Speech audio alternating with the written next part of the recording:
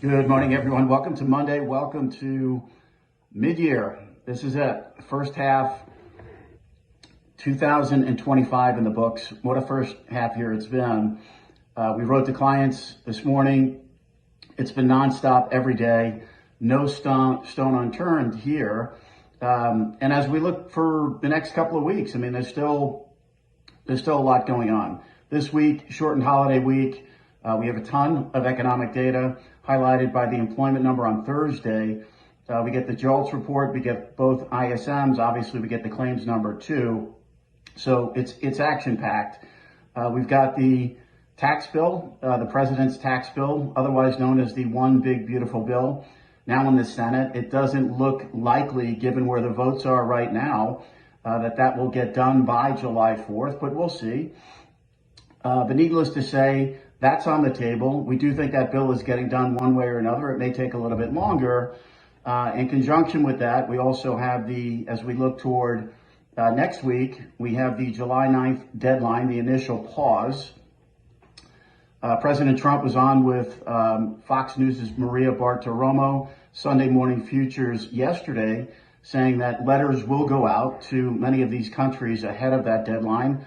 And we'll see where things are at, that there will be some lead deals and then some other deals to follow. But nonetheless, it will be in the president's hands to determine how he wants to deal with that July 9th deadline. But that's certainly on the table.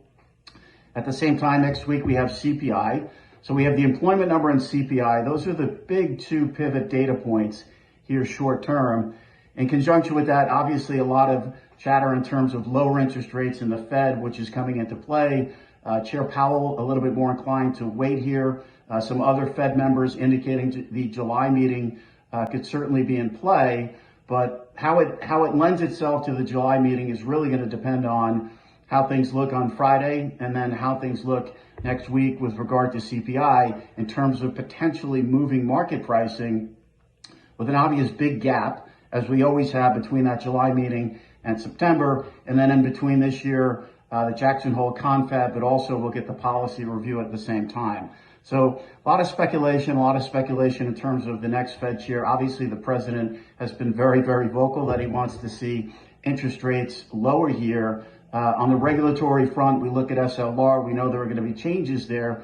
But like we wrote to clients this morning, when all is said and done, if you look at fixed income in general as a bucket, and as good as the day is long, it's not just today's analysis. This has been going on for a very, very long time. The yield curve is steepened, but fixed income investors, banks, they need an even steeper yield curve from here. So over time, the Fed will come down. We believe they need to come down. We have argued for some time here. If you look at many different dynamics in the marketplace, housing in particular, frozen markets are not good in general. They don't lend to prices moving, which they're not. I think housing prices have come down a little bit, but we have been of the opinion that lower rates in general here will lead to even lower inflation over time.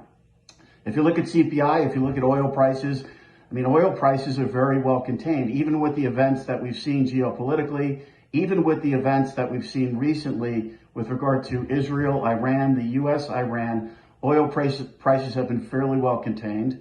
The president obviously having conversations in the Middle East about oil, but also promoting here the capabilities that we have now, the capabilities that we've always had, the capabilities that we have going forward with regard to regulatory changes and keeping energy prices contained here, which I think is a big part of the dialogue going forward. It's a big part of the inflation story going forward.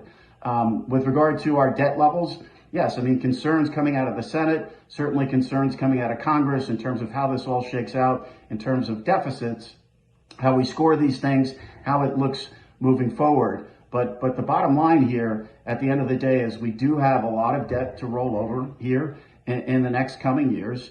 And we think the president is cognizant of that. When you look at the global rate structure in general, we stick out. Most other central banks have been lowering rates. We do see some of the concerns potentially about inflation going forward. But if you look at the spot inflation numbers year to date, certainly they presented a scenario for rates to actually come down further from here. So we'll see what CPI brings next week. 0.3 expectations for CPI to start ticking up. If that is the case, it does lend a little bit of credibility in terms of what Chair Powell is saying. And then for Friday, we would just look at the unemployment rate. Expectations are for a 1/10 increase up to 4.3.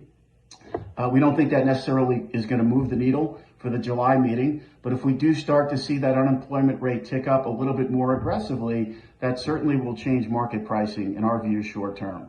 Wishing everyone a great week ahead. There's a lot on the table economically this week with the big, beautiful bill as well in terms of how this plays out in the Senate, and wishing everyone a great 4th of July holiday. I'm Greg Faranello. I'm head of U.S. rates for AmeriVet Securities.